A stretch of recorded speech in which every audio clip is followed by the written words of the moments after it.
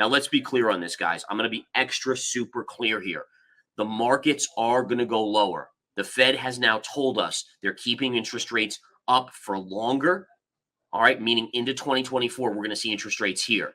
The market doesn't believe them. That's why valuations in stocks are still ludicrous. Double Line Capital's Jeffrey Gundlach said in an interview with CNBC that the Fed will cut interest rates this year as it responds to what he says is an inevitable recession. At the same time, Wall Street heavyweight BlackRock is saying the Fed's going to keep raising interest rates, despite what markets and investors are betting. After a splendid market performance in January, many financial experts and economists changed their tone from recession being sure to it being uncertain. Who can blame them for thinking so? January looked positive, crypto had gained much more than expected, and so have other assets markets. But in March, things started looking grim again, and now it's looking certain that we're headed for a painful recession. But today, we have master trader Gareth Soloway to talk about what investors should be doing at this time. He lays out his analysis of the gold market, the crypto market, and general economic expectations. You really don't want to miss out on any of his analysis. It's really insightful, but if you're not yet subscribed to this channel, you have no idea the amount of valuable analysis that you are missing out on. So subscribe now and turn on that notification bell. Cheers. Now let's go over to Gareth for his market insights. Last year in 2022, everyone was like, oh, gold is coming down here. It's not performing like Gareth said. By the way, it still beat the S&P and Bitcoin by a mile. But the key was, look at the dollar. The dollar was up 20%. 20% on the dollar, and gold was down for the year maybe 5%. That tells you huge accumulation. In fact, I did interviews where I said, guys, when the dollar is up 20% and gold doesn't decline by 20%, it tells you big money is buying. Don't be a fool. Follow the big money. There's a reason why big money is big money. It's because they know what the heck they're doing. And so ultimately, that's the key. And now we see this big move up this year. Look for it to attack 2075. My target for the end of this year is well north of 2075. Should be, again, potentially $2,300. Once we break out above 2075, that's your play. Look to buy miners on pullbacks. The miners will do really well this year because inflation is coming down. Last year, inflation was 9%. And you know what sucked for the miners? The fact that we saw inflation high and gold price was not going up. So they were basically making the same or less on selling their gold that they were mining, but all their costs were up precipitously. That was a bad recipe. That's why the miners underperformed. The gold market is experiencing volatility, but it has found support at $1,950. Inflation risks, tighter credit, and lower growth projections are supporting gold's long-term prospects, and analysts are projecting gains above $2,000. While last week, Monday was another volatile day for the precious metal, Tuesday brought some stability to the market, with central bankers' speeches being a non-event and consumer confidence in the US showing modest gains. Despite recent banking stress in the UK, the governor of the Bank of England downplayed its effects. Keep an eye on the gold market as it continues to evolve in the coming months. Gold is doing well, despite the fact the dollar is up. It shows big money is still invested in gold. And, as Gareth said, it's only wise to follow what the big investors are doing as they have impeccable insights in the markets. According to Lukman Otanuga, a senior research analyst at FXTM, gold is expected to perform well amidst market chaos as investors adopt a more cautious approach. The precious metal is seen as a safe haven asset. With the current economic uncertainty and inflationary pressures, investors are likely to turn to gold to protect their wealth. This suggests that gold could continue to rise in value in the coming months, making it an attractive investment option for those looking to hedge against market volatility. Now let's listen to Gareth give his speculation about the economy. Now let's be clear on this, guys. I'm going to be extra super clear here. The markets are going to go lower. The Fed has now told us they're keeping interest rates up for longer. All right, meaning into 2024, we're going to see interest rates here. The market doesn't believe them. That's why valuations in stocks are still ludicrous. At some point, we are going to go into a recession because of high interest rates. At that point, valuations, remember, when we go into a recession, people feel the crunch. They don't spend as much money. They don't travel as much. They don't buy as much. So that means that earnings per share for most of the stocks out there will drop. That means valuations will drop.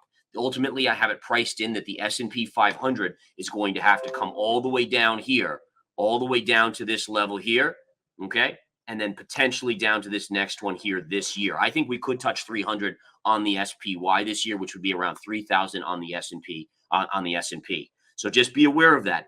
Bounces are great, but I'm going to continue to look to short rallies into resistance. This is still a bear market. It hasn't proven otherwise yet. I wait for the charts to tell me. I don't tell the charts, and right now the charts still say bear market, both in crypto, unfortunately, until we stay above 30,000.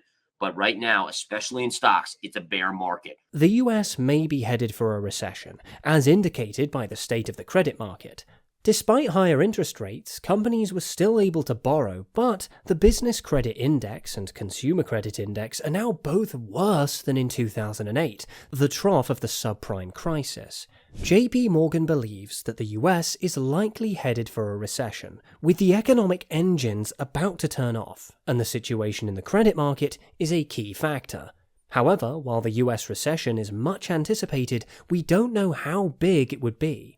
Look at this low pivot here from the bull market dip in 2021. It is exactly at that price point, 28,700.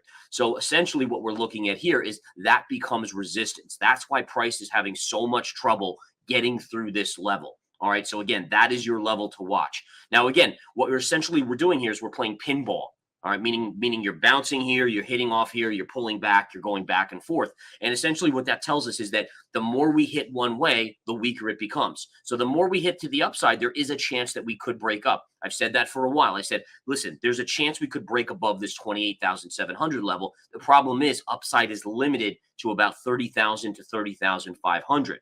Again, that takes us back to this major consolidation area right here, as well as all of this over here. Even pre-bull market run up to 60,000, where we then pulled back, or 65, then we went to 69 and pulled back. That's that area right in there. Let's take a look at Ethereum. Now, Ethereum is kind of interesting here because you're in this upsloping channel, and it's a great upsloping channel. You connect these lows, that's exactly where we hit right over here. You go from these highs, and it goes right on that same incline. Notice the blue lines are parallel. All right, so what this tells us is this is a lot of resistance right here around this 1,850 level. All right, if 1,850 does break, and if we get above here, there's a run up to 2,000. Now, why is 2,000 very key? All right, the reason 2,000 is key on Ethereum is because it was the highest point right here since the lowest point was put in on Ethereum back in June of 2022. So again, the lowest point was put in June of 2022. The highest point since then was in August of 2022. That's, again, the upside potential. That's where Ethereum will meet resistance. According to on-chain data provider Santiment, the world's largest cryptocurrency, Bitcoin, has seen continued accumulation over the past year. While the monthly relative strength indicator, or RSI, is trending upwards, indicating a potential long-term rise, there's also a bearish divergence in RSI levels, indicating weak buying pressure and suggesting that Bitcoin may experience a bearish correction before any major rise.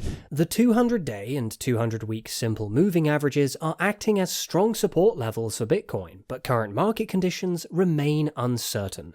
Next, Gareth gives a word of caution to investors. So it's all about probabilities. There's no, oh, I'm always bearish. There's no, oh, I'm always bullish. There's none of that BS in this chart or in any charts that I look at. It's about specific levels. And as soon as you understand that, you become free. You become free to understand that, again, it's all about the odds. You become the casino. You are no longer the gambler. And that's what it is. It doesn't mean I win on every trade. Heck, I put out a video yesterday. I lost 99% on SBNY because the Fed halted it. The government halted that stock. I was in that stock at the time. And it basically opened yesterday at I think I sold it at 58 cents. So again, I lost 99% of that trade. I'm not perfect. No one is. But the key is, how much did I have invested in that trade? 1% of my portfolio. If you had $100,000 yesterday, you would have had 99,000. In addition, we closed out an Alibaba trade, 3.6% of our portfolio. Boom, we made back almost 50% of that loss right there. So it's all about position sizing. For those of you that are new out there and you guys are focused in and thinking to yourself, oh, okay, think about this, right? I have to make $1 million overnight, or I have to make it by the end of this year. That's the mentality that will make you go broke. Always remember that, guys. It's singles and doubles. You want to get to the Hall of Fame as an investor hitting singles and doubles. You know why? Because ultimately to hit home runs means you're going to strike out. And when you strike out in trading, that means you lose a big amount of money. And that is unacceptable. That kills your account. It basically puts you back to the starting point, and it is not good for your overall health and your financial wealth. To stay safe during these uncertain times, it's important for investors to diversify wisely. Don't put all your eggs in one basket, but rather spread your investments across a variety of assets to minimize risk. Keep an eye on market trends and stay informed about the latest developments that could impact your portfolio. Remember, investing is a long-term game, so don't get caught up in short-term volatility. With that said, if you found this advice helpful, be sure to like this video and consider subscribing to stay updated on the latest market insights and investment strategies. Thanks for watching.